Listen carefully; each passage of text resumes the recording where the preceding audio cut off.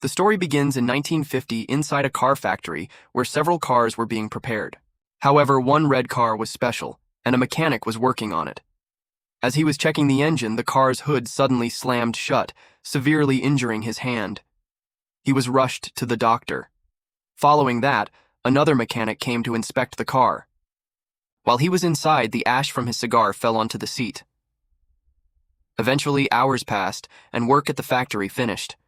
Everyone was returning home, but as the supervisor left, he noticed the red car's light was still on.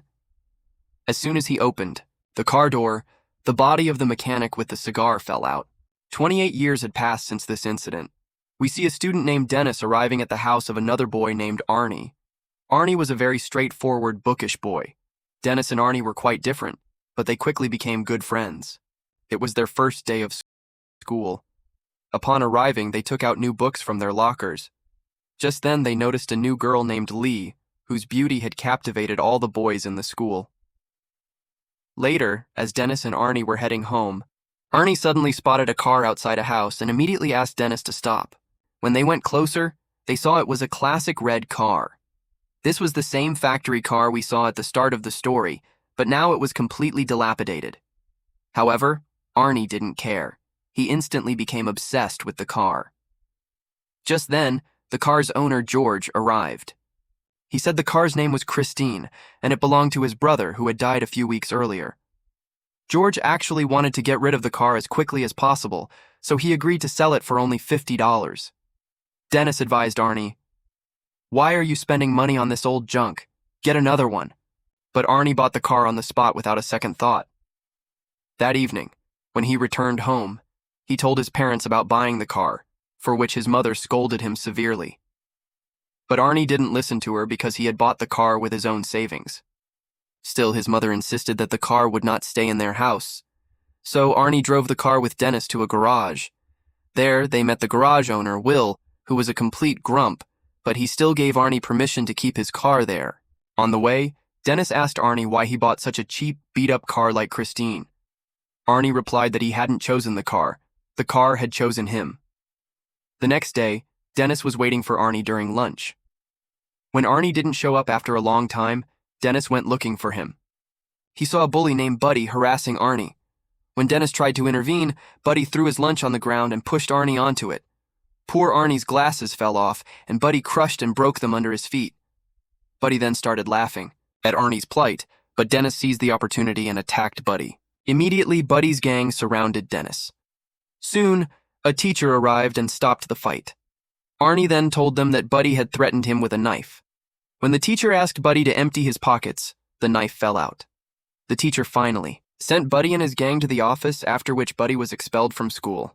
Weeks passed in this manner, and Arnie worked day and night to fix the car. Subsequently, the garage owner hired Arnie to help out at the garage, and in return, Arnie could collect some parts for his car. Arnie agreed and wholeheartedly devoted himself to fixing the car. However, he didn't realize when his dedication to fixing the car turned into an excessive attachment to Christine. That evening, Dennis went to meet Arnie because they hadn't seen each other for days. But he noticed that Arnie had changed drastically. He was walking like a roughneck without glasses and wearing stylish clothes. He didn't even stop to talk to Dennis for long and went straight to work at the garage. His mother tried to stop him, but Arnie ignored her and left. Then, his mother told Dennis that she was quite worried about Arnie and his new car because they found out that the car's previous owner had suffocated to death inside the vehicle. Hearing this, Dennis went to meet George, who told him his brother's story. He explained that when his brother bought Christine, he became completely obsessed with her. His wife and daughter also lost their lives in this car, and after his brother's death, the car somehow started itself and was found at the shipyard. Feeling worried, Dennis went to the garage to check the car. He tried to open the car, but as soon as he pulled the handle, the radio switched on by itself, and Dennis immediately got scared and ran away. The next morning, Dennis was at the school stadium for their football match. Dennis was focusing on scoring a goal when he suddenly saw Arnie arrive. His car, Christine, was now perfectly restored, which shocked Buddy and his friends. Then Lee also got out of the car and kissed Arnie in front of everyone. Seeing this, Dennis felt a little angry and lost focus on the game. Taking advantage of the moment, the opposing players tackled him and stole the ball. The tackle was so hard that Dennis hit the ground, immediately losing consciousness and suffering a severe injury. Several days after the incident, Dennis woke up to find himself in a hospital with his leg and neck in plaster. Arnie came to visit him. Dennis realized that his friend was changing too quickly. Just a month ago, he was a timid boy who obeyed his parents' every word. Arnie quickly said goodbye and left. Later that evening, Arnie went to the movie theater with Lee, and afterward they started kissing in the car. But when things escalated, Lee suddenly got out of the car. Arnie followed her, and Lee said that he loved the car more than her. Arnie found her words very strange, but he somehow managed to persuade Lee to get back into the car. That moment, the windshield suddenly malfunctioned, and Arnie got out to check. Inside, Lee was about to eat something when the car's radio suddenly turned on. At the same time, a bright light came from the dashboard, and Lee felt like she was choking and couldn't breathe. Arnie immediately rushed to help her, but the car was locked from the inside. Arnie frantically tried to open the car from the outside, but to no avail. Lee was about to die from suffocation, but she managed to unlock the door from the inside at the last moment, and a man standing nearby pulled her out. Seeing this, Arnie angrily attacked the man, but he was only trying to remove the food stuck in Lee's throat. The situation finally calmed down, and Arnie dropped Lee back home. Lee immediately rushed inside and said she didn't want to talk to Arnie. Arnie tried to apologize, but it was firmly established in Lee's mind that the car had tried to kill her. Furthermore, she believed that Christine was jealous of her because something always went wrong when they were together in the car. Hearing all this, Arnie felt Lee was overwhelmed, so he suggested they talk the next day. Arnie got back in the car, but it wouldn't start. Then he spoke to Christine, saying that what happened with Lee today didn't matter because he would always love Christine just as much. After this, he turned the key and the car started immediately. He drove straight to the garage, left Christine there, and went back home. But just then, Buddy and his friends broke into the garage behind him.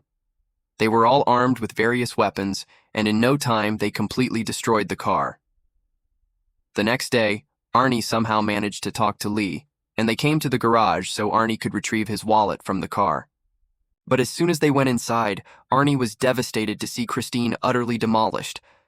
Lee asked in surprise who had done this, but Arnie suddenly shouted at her without reason and told Lee to go away. Later, Arnie told his parents about it and they tried to calm him down, saying they would buy him a new car.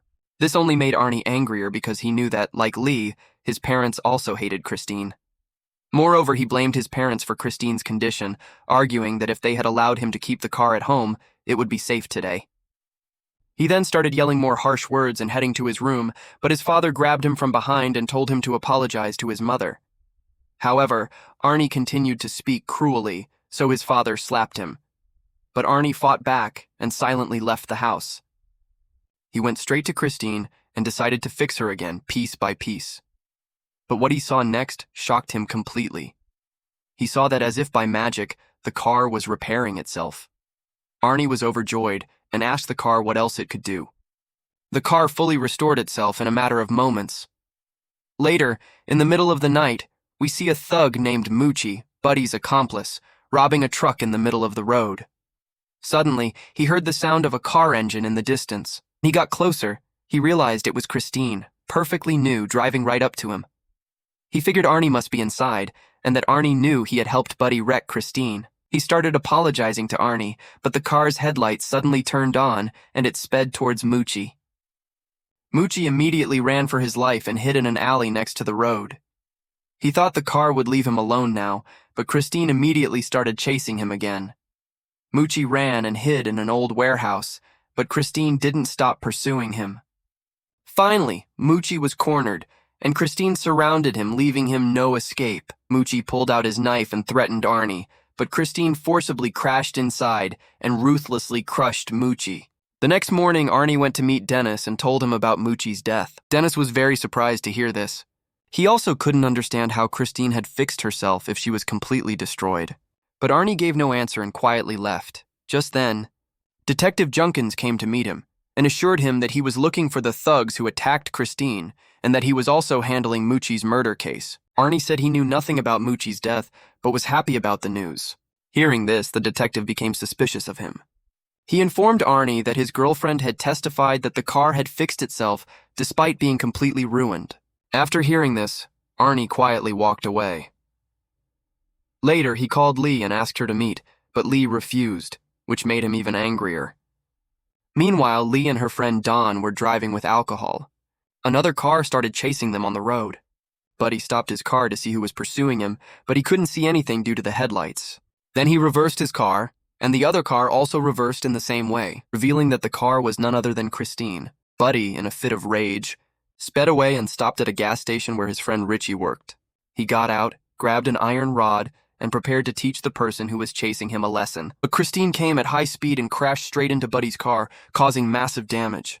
Buddy thought Arnie was inside and told him to get out. But Christine crashed into Buddy's car again and pushed it right into the workshop. Don was sitting in the car, and Christine crushed him along with Buddy's car. At the same time, gasoline leaked from Buddy's car and suddenly caught fire. Within moments, there was a huge explosion throughout the garage, and Richie also died in the fire. Seeing this, Buddy ran for his life, but Christine, now burning, chased him again. Finally, she crushed Buddy too, and he burned to ashes there. A while later, Will heard the sound of a car arriving at the garage. He saw that Christine was enveloped in smoke. He was quite surprised because Arnie had gone to fix another car. He took his gun and went to see who was inside Christine. He tried to open the door, but it was too hot, so he used a cloth to open it. When he saw that the car was completely empty, he couldn't understand anything. Then he got into the car himself, but now he would have to pay the price for this mistake because Christine was not going to leave any witnesses alive today. Suddenly, the door locked from the inside, and then she slammed Will's seat into the dashboard, brutally killing him. The next morning, when Arnie arrived at the garage, he saw many police cars there. He met Detective Junkins and learned that the body of the garage owner, Will, had been found in Christine. Arnie said he didn't know how all this happened, but his heart knew Christine was behind it, as she was once again standing in her spot, gleaming. Meanwhile, Dennis returned home from the hospital, and Lee called him, saying she wanted to meet. Lee said she believed that Christine had possessed Arnie, and now he was doing all sorts of crazy things in his obsession with Christine. Dennis said he was sure Arnie wouldn't deliberately do anything wrong, but if Christine had taken over his mind, it was crucial to destroy her. After this, Lee returned home, but within moments, Arnie arrived there in Christine. He asked Dennis to come for a drive, so Dennis came down. Arnie was acting strangely again. He suddenly started driving at a very high speed and then even let go of the steering wheel.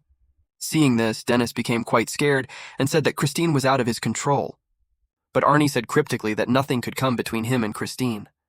He had complete faith in Christine, and to prove his point, Arnie swerved the car into the opposite lane at full speed. They narrowly avoided a collision with an oncoming car. Seeing his friend on the verge of madness the next day, Dennis etched a note on Christine's hood, asking Arnie to meet him at the garage that evening. In the evening, Dennis and Lee were waiting for him at the workshop, but Arnie didn't show up. So, they got into a nearby excavator and drove it inside the workshop. They decided that Lee would stay in the office and close the gate as soon as Arnie entered, and Dennis would use the bulldozer to destroy Christine. Soon, as planned, Lee went into the office, but they didn't know that Christine was hidden among the scrap in the workshop. The car turned on its headlights and drove forward to crush Lee. Lee barely saved herself by grabbing a hanging tire, but Christine didn't give up and moved forward to attack her again. Just then, Dennis brought the excavator's claw in front of her so Lee wouldn't be harmed. Christine then retreated to the other side of the workshop, while Dennis drove the excavator the opposite way. Now, both vehicles were facing each other, and it was revealed that Christine was not driving alone. Arnie was helping her. He was completely under the car's control. Suddenly, the car turned on its headlights and completely fixed itself in a few seconds. Furthermore, the excavator had also stopped working, and Dennis started trying to restart it. Meanwhile, the car rushed towards the office to finish Lee for good. It smashed through everything, heading towards Lee, but due to the massive collision, Arnie crashed through the windshield and fell out. Lee rushed to him, but Arnie suddenly jumped up and scared her. Unfortunately, a large piece of the windshield glass had pierced his body. In his final moments, Arnie tried to touch his beloved car, but succumbed to his injuries and died right in front of Christine. Lee immediately fled, but Christine quickly put the car in reverse to try and crush her in retaliation. However, Lee narrowly escaped, and the car crashed into a pillar and got stuck. Dennis took this opportunity to restart the excavator and move towards Christine. He delivered a massive blow to the car, but it still fought back, trying to evade him. Christine moved towards Lee again, but Dennis crushed her from behind with the excavator's claw. This attack weakened the possessed car's power slightly. Lee quickly reached Dennis in the excavator, but Christine activated herself again and started to repair herself. To destroy this evil force forever, Dennis started the bulldozer and completely crushed Christine. She was still trying to survive, but this time she was completely demolished. Their battle finally ended, and the next day, Dennis and Lee met Detective Junkins at the junkyard. There they saw that Christine had been reduced to a pile of scrap. In the end, the three of them walked away, but then we saw a small piece of Christine twitch by itself, confirming that the evil car was still alive.